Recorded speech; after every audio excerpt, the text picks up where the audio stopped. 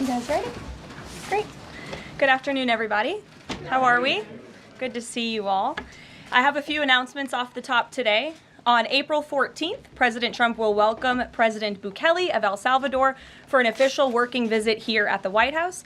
They will discuss El Salvador's partnership on using their Supermax prison for Tren de Aragua and MS-13 gang members, and how El Salvador's cooperation with the United States has become a model for others to work with this administration. On April 17th, President Trump will welcome Prime Minister Giorgia Meloni of Italy for an official working visit at the White House as well.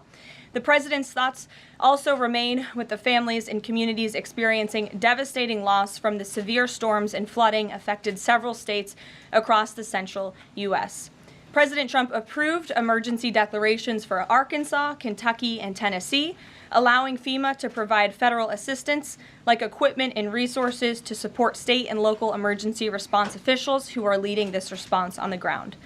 Last night, the Supreme Court delivered a massive legal victory to the Trump administration and allowed us to continue removing foreign terrorist invaders under the Alien Enemies Act. This was a smackdown to a rogue left-wing, low-level district court judge who have relentlessly tried to stop President Trump from using his core constitutional powers as head of the executive branch and as commander-in-chief. The highest court in the land made it clear that the President of the United States has the power to protect our homeland and forcibly remove foreign terrorists who pose a grave threat to families and communities. Thank you to the Supreme Court for upholding the rule of law and protecting the Constitution. Our message to the monster Tren de Aragua and MS-13 terrorists still hiding illegally inside our country is clear. Deport yourself now, or you will be locked up and sent back to your home country. On another matter, the historic Liberation Day announcement last week by President Trump made it very clear that the era of American economic surrender is over. President Trump is no longer going to allow American workers and companies to be ripped off at the hands of foolish trade practices that shipped away millions of high-paying jobs and hollowed out communities across the country. It's America first, all the way. And despite fear-mongering by the media, the world is clearly responding to President Trump's approach. Just yesterday, President Trump held a bilateral meeting with Israeli Prime Minister Benjamin Netanyahu here at the White House. The Prime Minister pledged to immediately eliminate America's trade deficit with Israel and remove their trade barriers. Israel's proactive approach should serve as a model for the rest of the world. Also yesterday, the President spoke with Japan's Prime Minister, who wants to negotiate as well. The President also spoke to the acting President of South Korea this morning. He has tasked Secretary Bessent and U.S. Trade Representative Jamieson Greer to lead these talks. In total, since the Liberation Day announcement, nearly 70 countries have already reached out to the President to begin a negotiation. Countries are falling over themselves to reform their unfair trade practices and free open their markets to our country. Why? Because these countries greatly respect President Trump in the sheer power of the American market. These countries realize they've gotten filthy rich over the past few decades by imposing substantial tariffs on American-made products and ridiculous non-monetary barriers to block out American industry. The jig is up. Past American presidents sat by and let this happen, but President Trump stood up for our country, and he is saying no more. The president's message has been simple and consistent from the beginning. To countries around the world, bring us your best offers, and he will listen. Deals will only be made if they benefit American workers and address our nation's crippling trade deficits. America does not need other countries as much as other countries need us, and President Trump knows this. He's going to use the leverage of our markets and our country to the advantage of the people he was sworn in to represent. On the other hand, countries like China, who have chosen to retaliate and try to double down on their mistreatment of American workers, are making a mistake. President Trump has a spine of steel, and he will not break, and America will not break under his leadership. He is guided by a firm belief that America must be able to produce essential goods for our own people and export them to the rest of the world. A strong America cannot be solely dependent on foreign countries for our food, medicines, and critical minerals. And America must always maintain a robust defense supply chain. Reprioritizing and strengthening our manufacturing industry are essential national and economic security issues of the utmost importance to President Trump. By focusing on supercharging the onshoring of American manufacturing, the president is already delivering on his promise to usher in an economic golden age for our country. Just look at Friday's jobs report, which smashed expectations for the second straight month. The American economy added 228,000 jobs, nearly 100,000 more jobs than economists predicted, and the fourth highest month for private payroll growth in the past 2 years. There was also a sharp increase in transportation, construction, and warehousing employment. And in just 11 weeks, President Trump has secured more than $1.5 trillion in private sector investment. This is $500 billion more than Joe Biden secured in his entire term. This record-breaking private sector investment will create roughly 350,000 American jobs and counting. If you add up all of the investment pledges from foreign governments, President Trump has secured an incredible $5 trillion in total investments already. In the months ahead, President Trump's pro-growth economic agenda will be fully realized. The largest deregulatory effort in American history is underway. Unnecessary, burdensome, costly red tape is being eliminated by this entire federal government every day, driving down costs and massively boosting small businesses. So far, President Trump's deregulation effort has already saved Americans more than $180 billion, equivalent to $2,100 per family of four.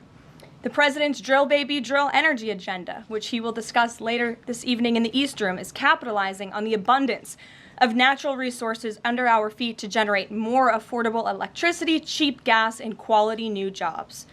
All of this will combine to end the Biden-imposed cost of living crisis that's absolutely crushed American families.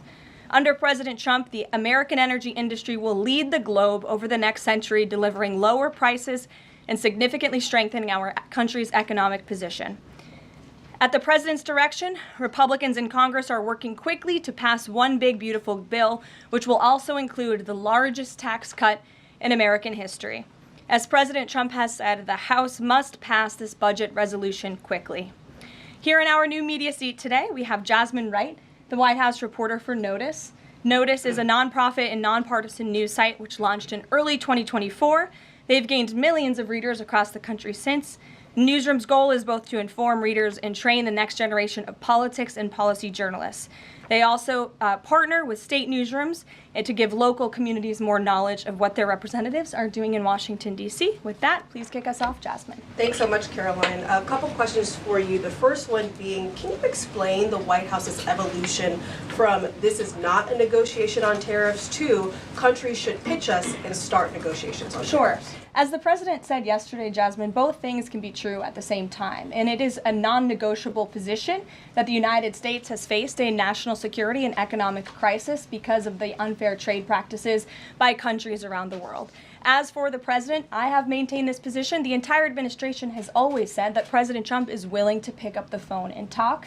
And the president met with his trade team this morning, and he directed them to have tailor-made trade deals with each and every country that calls up this administration to strike a deal. And listen, and each and every one of these trade deals should be tailored and unique based on that country's markets, based on that country's exports, the imports here in the United States of America. What makes the most sense for the American worker and for our industry?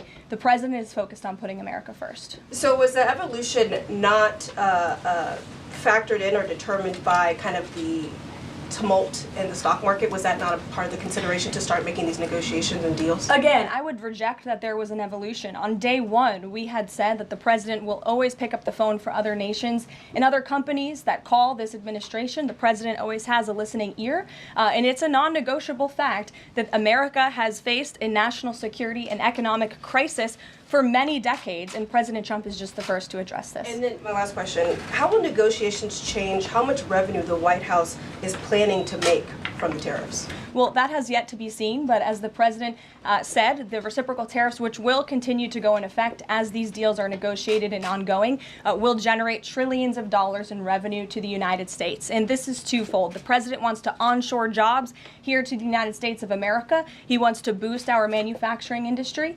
He also wants to tackle these crippling deficits with almost every single country around the world. Jackie. Thanks, Caroline. The Treasury Secretary, Scott Bessent, warned that some of these negotiations might take up to months, that we could be doing this through April, May, and into June. And then you had Kevin Hassett say it's going to take a lot for the president to put his signature on the line because he wants to make sure there's a good deal for America. Is the president operating on any sort of a timeline or deadline where he wants this completed by? Well, we always move at Trump speed here at the White House, which is incredibly fast. I know you all know that from covering this White House day to day. The president likes to get things done, but he's very much focused on ensuring that these deals are good for the American worker. They are good for American manufacturing, and again, that they tackle these crippling deficits with these countries. All options are on the table for each country, but again, these are going to be tailor-made deals. They are not going to be off-the-rack deals, as the president has called it, and he has directed his entire trade team to be part of this effort. So that includes Secretary Bessent and our National Economic Director, Kevin Hassett. It also includes Secretary Lutnick, Peter Navarro, the entire trade team, Jamison Greer, who was on the Hill today. Everybody who was involved in this incredible, fair, reciprocal trade agenda will continue to be involved in negotiating these deals. And then yesterday, Goldman Sachs put out a research note. It put the odds of a recession at 45% within the next 12 months, up from 35%. But Peter Navarro guaranteed last night no recession. Does the president agree with him on that? I know the president in the past has been leery of making definitive statements on that. I can speak for the president, and I can speak for the optimism that he sees in our economy every day. Again, when you talk about the massive deregulatory efforts that are happening across the board, when you talk about how oil prices are down, gas prices are down, egg prices are down, we're cutting costs for the American worker, for the American consumer. We also see trillions of dollars of investments pouring into this country every day, and we're working hard now on the tariff side of the president's economic agenda. But don't forget, the next side of this is tax cuts, and we're counting on Capitol Hill to get those done, the largest tax cuts in history. Does that mean that without those tax cuts coming through, that the likelihood of a recession is greater? No, that's not what I said. I'm just saying be mindful of the whole of government economic approach that this administration is taking every day. Sure. Go ahead. Thank you, Caroline. You just said that one of the reasons these tariffs are going into effect is that some countries have been ripping off the United States, but some of the tariffs target countries like Madagascar, Bangladesh, with very high levels of poverty. So can you explain how the president wants to correct the deficit with those countries? Is there a plan, for example, to onshore the textile industry that these countries are known because, and just like, can you be specific about those like low income? Sure.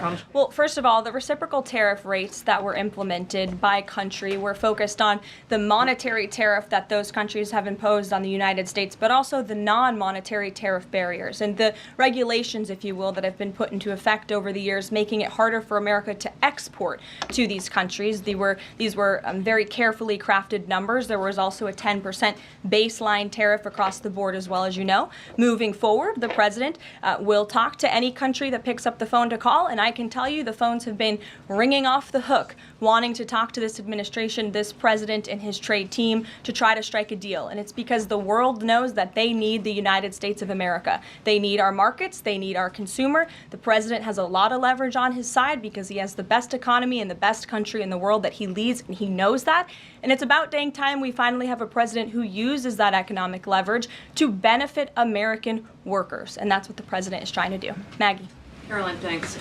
Does the president endorse something that Howard Lutnick said on television this weekend, which was that the army of millions and millions of human beings screwing in little screws to make iPhones, that kind of thing is going to be moving to the U.S.? Is that how the president envisions manufacturing shifting? And if so, how long would that take, roughly? The president wants to increase manufacturing jobs here in the United States of America, but he's also looking at advanced technologies. He's also looking at AI and emerging fields that are growing around the world that the United States needs to be a leader in as well. So there's an array of diverse jobs, more traditional manufacturing jobs, as you discussed, but also jobs in advanced technologies. The president is looking at all of those. He wants them to come back home. But iPhones specifically, is that something that he thinks is the kind of technology that can move to the U.S.? Absolutely. He believes we have the labor, we have the workforce, we have the resources to do it. And as you know, Apple has invested $500 billion here in the United States. So if Apple didn't think the United States could do it, they probably wouldn't have put up that big chunk of change. Elena. Hi, Caroline. It's clear the president has gotten the world's attention with these tariffs.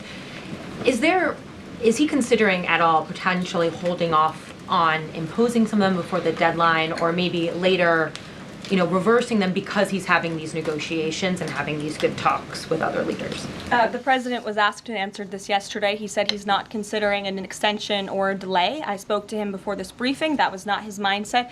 He expects that these tariffs are going to go into effect. And you said something very important, Elena, in your question. You said the president has captivated the attention of the world. Absolutely, he has. And it's about time we have a president in the Oval Office who is putting the world on notice and is putting the American people first, and again, is using the leverage of the United States to negotiate good trade deals. Just a quick follow-up. Sure. There's been some public sparring between Elon Musk and the president's trade advisor, Peter Navarro, on some of these tariffs. Musk actually referred to Navarro today as being, quote, dumber than a sack of bricks.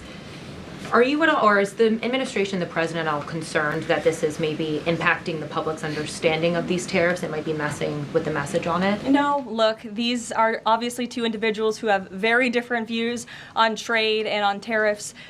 Boys will be boys, and we will let their public sparring continue. And you guys should all be very grateful that we have the most transparent administration in history. And I think it also speaks to the president's willingness to hear from all sides, that he has people at the highest levels of this government in this White House who have very diverse opinions on very diverse issues, but the president takes all opinions in mind, and then he makes the best decision based on the best interests of the American public. Deanna. Thanks, Caroline. On Truth Social today, Trump was talking about one-stop shopping talks with foreign leaders, bringing leaders to the U.S., to Washington, and talking to them about tariffs, but also other topics. So is that part of his strategy to bring the leaders to Washington and trying to get deals, outside of tariffs on foreign policy issues as well?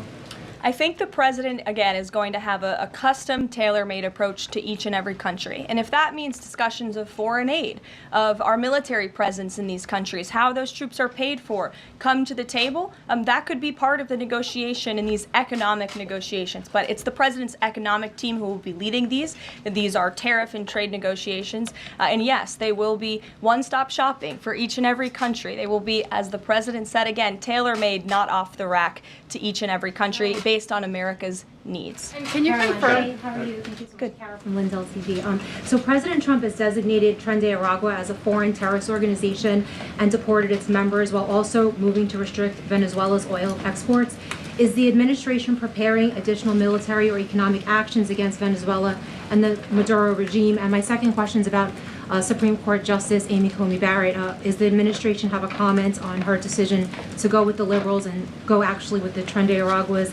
This is the same justice that actually sided against January 6th hostages last year. So is the administration have a comment? Are they disappointed in Supreme Court Justice Amy Coney Barrett? To your first question, I don't have any actions to read out in terms of Venezuela. The president has imposed secondary tariffs on the Maduro regime and on Venezuela in the form of oil, which is obviously going to have a crippling effect on the Maduro regime, and that's the intended effect of this administration. As for the justice you mentioned, as for the Supreme Court, we've made our feelings very clear. We believe this was a massive victory.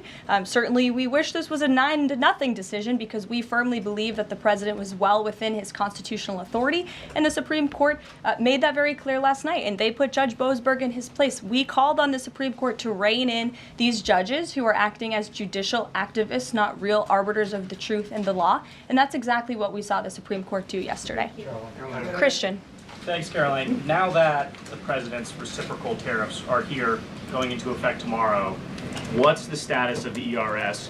When will they actually start collecting revenue?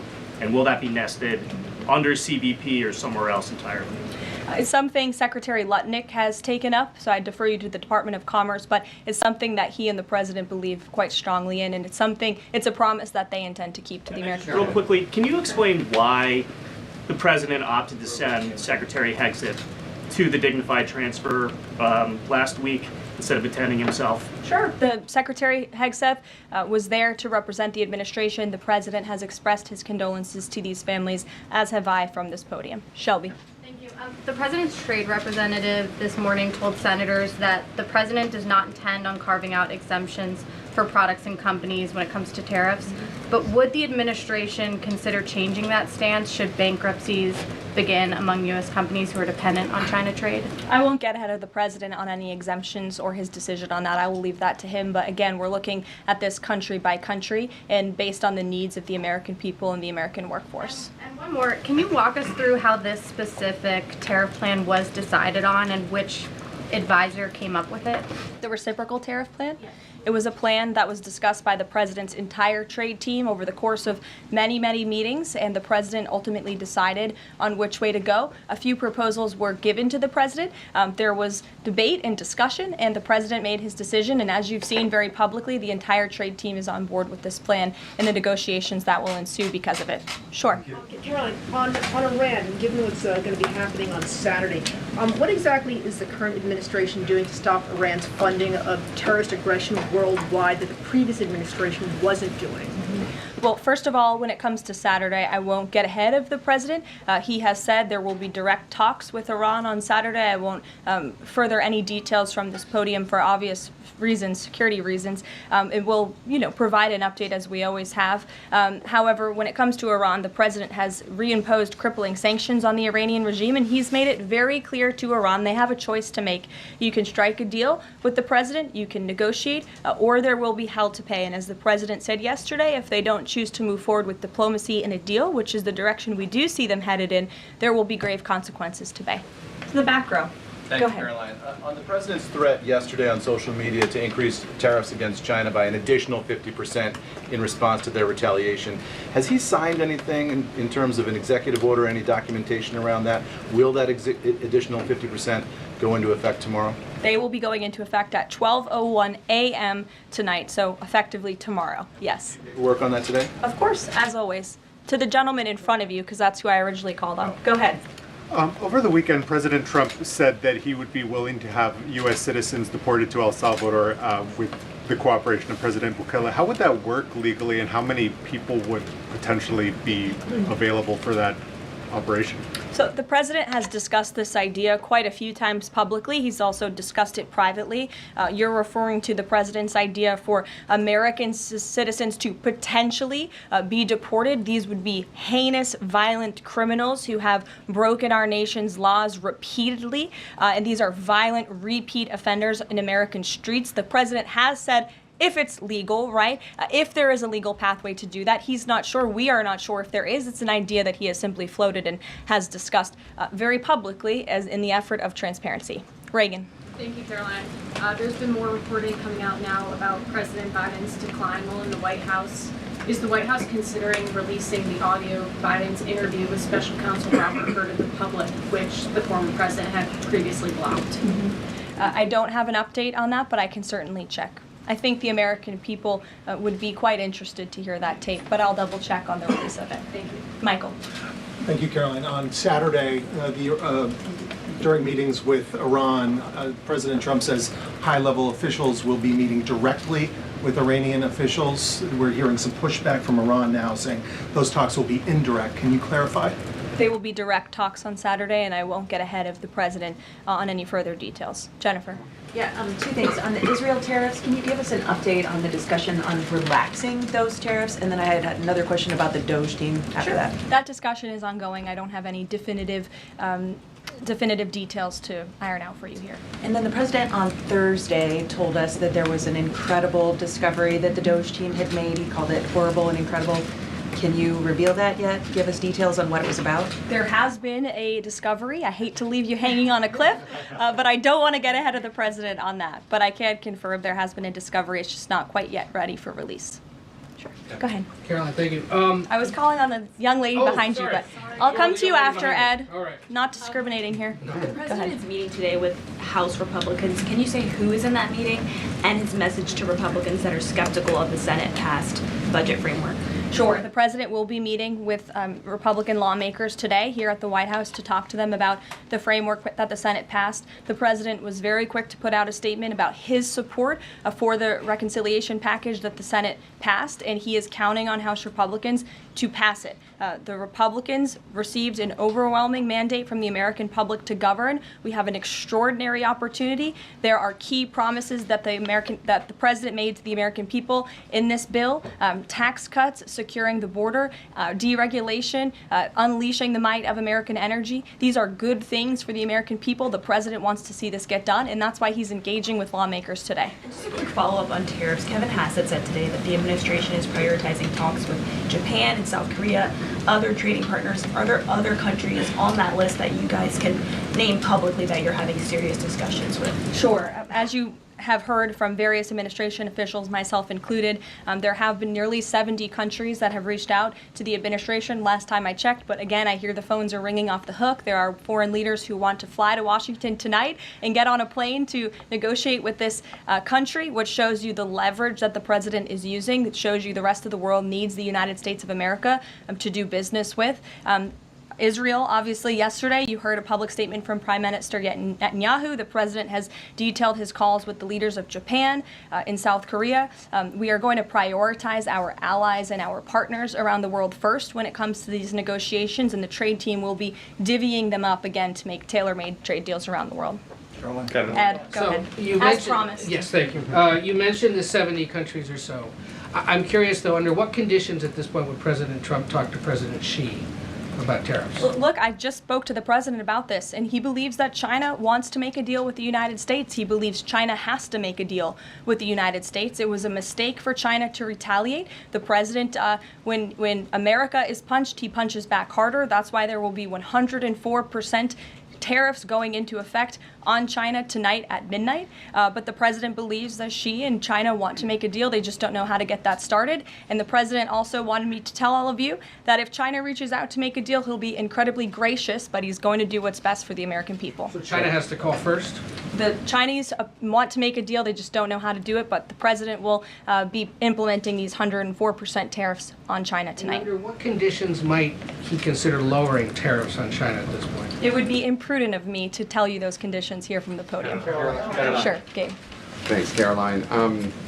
With regards to the Supreme Court ruling on the Alien Enemies Act, you're right, it was a win for the administration, but the justices also said that deportees are entitled to due process. Does the administration agree with that? That's not quite true, Gabe. They said that they are entitled to a habeas petition, and we are going to continue to comply with the law, and we are wholly confident that every single person that has been deported under the Alien Enemies Act, every person that will continue to be deported under the Alien Enemies Act qualifies for that deportation. NBC News is reporting that the administration is considering drone strikes on drug cartels in Mexico. We're citing several officials. This morning, Mexico's president was asked about that, and she said that we reject any of those actions. Your response? I saw that reporting. I don't want to confirm it from this podium. I don't want to comment on it because I'm not sure, but I would defer you to the National Security Council. So you haven't confirmed the report, but with Mexico's president saying that she rejects any of that, what would your response be? How is the relationship then between Mexico's president and the White House right now over targeting drug cartels? Well, first of all, the relationship between President Sheinbaum and President Trump is quite good, and I think both world leaders would tell you that. The president has been engaged directly with President Sheinbaum on a number of different topics, particularly when it comes to clamping down on the Mexican drug cartels, on clamping down on illegal immigration, human trafficking, drug trafficking through our southern border. She's taken significant steps towards doing that, but as for that specific report, again, I'm not going to comment. Caroline, two questions on trade.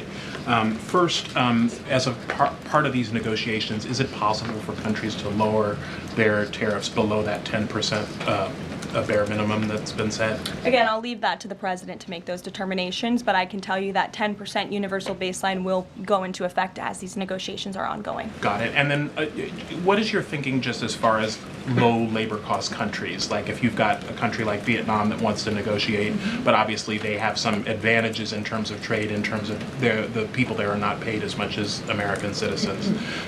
What is kind of the thinking? Can they still achieve a good kind of trade outcome with the United States? Well, again, you're right to point out that different countries have different labor markets. They have different skills, if you will, different resources, and the president is going to take all of that into account. His team will take all of that into account when they're negotiating these deals. I do just want to point out one thing, that the president, everybody in Washington, whether they want to admit it or not, knows that this president is right when it comes to tariffs and when it comes to trade. In fact, Democrats have long said that the United States of America has been ripped off by the countries around the world. They just don't want to admit it now because it's President Trump who is saying that. In June of 1996, Nancy Pelosi spoke on the House floor. She urged her colleagues at the time to fight against the status quo trade policies that had contributed to America's trade deficit with China. In fact, Nancy Pelosi said, "How far does China have to go? How much more repression? How big a trade deficit? How many jobs have to be lost for the American workers? How much dangerous proliferation has to exist before members of this House of Representatives will say, 'I will not endorse the status quo'?" Those are the words of Nancy Pelosi in 1996. Well, President Trump is finally answering her call 27 years later. Nancy Pelosi can thank President Trump today for the 104% retaliatory tariff that will be going into effect on China. In 2007, Chuck Schumer spoke of our nation's crippling trade deficit, saying, "These are the kinds of records the American people don't want us to be breaking. The administration needs to move beyond words, take action now to reverse a trend that threatens our prospects for future economic growth." And Chuck Schumer said that in 2007. Finally, in 2025, President Trump is taking action. Recently defeated Democrat Sherrod Brown said on deficits in 2012 that our deficit then at China had reached an all-time high, and it was on pace to recede last year's record. The trade deficit had cost American workers millions of jobs at the time. These are the words of Democrats years ago. It is about time America finally has a president who is taking action to restore those millions of jobs back to the United States of America, to boost our manufacturing industry. He's doing what's right for the American people. It will take a lot of labor. It will take a lot of effort. But that's exactly what the American people elected this president to do.